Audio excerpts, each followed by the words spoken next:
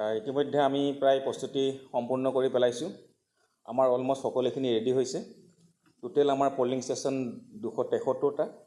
তাতে total voters আছে আমাৰ 2,17,183 জন। পুৰুষৰ সংখ্যা 1,07,896 জন আৰু মহিলাৰ সংখ্যা হ'ল 1,09,283 গৰাকী। ইয়াতে আমাৰ থাৰ্ড জেণ্ডাৰো 4 গৰাকী আছে। আমাৰ গোটেই এণ্টায়াৰ চিডলি সমষ্টিটোত 33টা পলিং ষ্টেচন ক্ৰিটিকেল বুলি ইতিমধ্যে আমি নিৰ্ধাৰিত কৰিছোঁ আৰু তাৰে 9টা পৰিব কোকৰাঝাৰ জিলাৰ ভিতৰত। আমাৰ প্ৰায় 150টা পলিং ষ্টেচনত আমি ৱেবকাষ্টিং কৰিছোঁ আৰু প্ৰায় 24 জন মাইক্ৰ' অবজাৰ্ভাৰ আমি নিয়োগ কৰিছোঁ। টোটেল পলিং পাৰ্চনেল আমাৰ গোটেই প্ৰচেছটোত 1,224 জন নিয়োগ কৰা হ'ব। তাতে ফাৰ্ষ্ট ছেকেণ্ড থাৰ্ড পলিং সহ আমাৰ টোটেল ভেহিকল যিখিনি লাগে আমি অলৰেডি কৰিছোঁ, একুৱেট কৰিছোঁ। অলৰেডি আমাৰ জিলাত গাড়ীবিলাক আহি পাইছেহি। টোটেল বাছ আমাক লাগিব 47খন আৰু উইংগাৰ 27খন, মেজিক 39খন আৰু বলেৰো 11খন আৰু LMV থাকিব 31জন ছেক্টৰ অফিচাৰৰ কাৰণে 31খন LMV আৰু ৰিজাৰ্ভ হিচাপে আমি কিছু গাড়ী ৰাখিছোঁ। যিহেতু আমি পোল পাৰ্টি পিক আপ কৰিব লাগিব আৰু সময়মতে তেওঁলোকক নিৰ্ধাৰিত স্থানত থৈ আহিব লাগিব। এতিয়া আমাৰ আহি গ'ল ট্ৰেইনিং প্ৰচেছটো। আমাৰ অলৰেডি ট্ৰেইনিং 3 ফেজত আমি কমপ্লিট কৰিছোঁ। যোৱাকালি আমাৰ শেষ হৈছে। IVM কমিশ্যনিং কমপ্লিটেড হৈছে। সকলো পলিটিকেল পাৰ্টিকে আমি মাতি আনি তেওঁলোকৰ সাক্ষাতত আমি এই EVM আমি কমিশ্যনিং কৰিছোঁ আৰু যি ৰিজাৰ্ভ EVM আমি অলৰেডি ছেক্টৰ অফিচাৰৰ কাৰণে ৰেডি কৰি ৰাখিছোঁ। মেটেৰিয়েল ডিষ্ট্ৰিবিউশ্যন চেণ্টাৰ আপোনালোকে নিশ্চয় দেখিছে। অলৰেডি আমি 24টা কাউণ্টাৰ ৰাখিছোঁ। ছেক্টৰ ৱাইজ কাউণ্টাৰ আছে।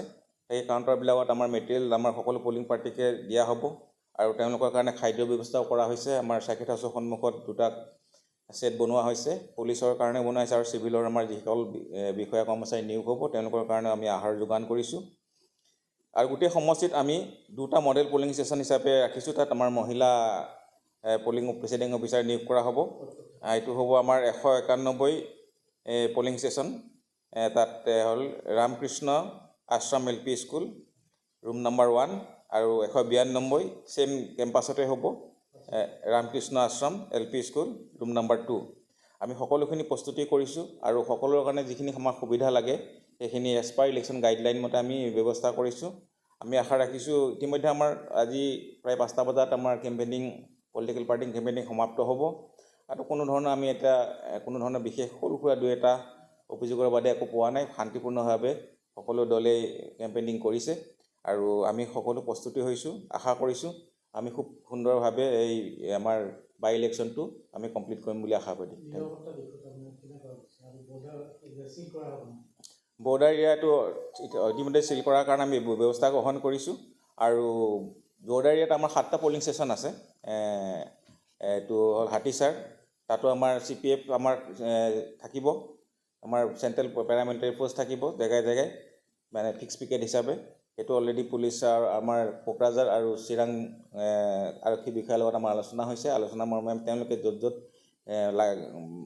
ভাবিছে আমি তেনেকুৱা জেগাত আমি পলিং ষ্টেচনত আমি পেৰামিলিটাৰী আমি ফ'ৰ্চ ৰাখিম আৰু আমাৰ পলিং পাৰ্টিৰ লগতো প্ৰত্যেকটো PSৰ লগত 2জন যাব প্লাছ ছেক্টৰ অফিচাৰৰ লগত এটা পুলিচ ছেক্টৰ যাব আৰু আমাৰ য'ত ৱেবকাষ্টিং হ'ব তাতো আমাৰ আৰক্ষী প্ৰশাসন সকলো ব্যস্ত থাকিব। গতিকে আমি ভাবিছোঁ কোনো ধৰণৰ অসুবিধা আমাৰ হ'ব নালাগে।